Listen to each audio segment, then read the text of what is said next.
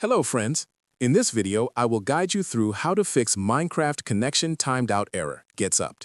To start, go to the bottom right-click on Date and Time, click on Adjust Date and Time. Ensure that Set Time Zone Automatically and Set Time Automatically are enabled or toggled on, then click on Sync. Wait for the process to finish. Next, go to the top right, click on Region and select the correct region. Check if this resolves the issue. If not, go to your search bar, type in Control Panel, click on Control Panel, and under Large Icons, go to Network and Sharing Center.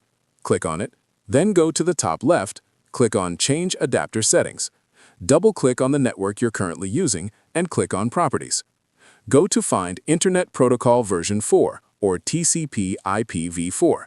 Click on it. Make sure Obtain an IP address automatically and use the following DNS server addresses are checked. Then hit OK. Close everything, find Command Prompt, click on Run as Administrator, wait for it to load, type in ipconfig/flushdns, hit Enter, type in netsh winsock reset, hit Enter, type in Exit, and restart your computer. Thank you for watching Quick Tweak.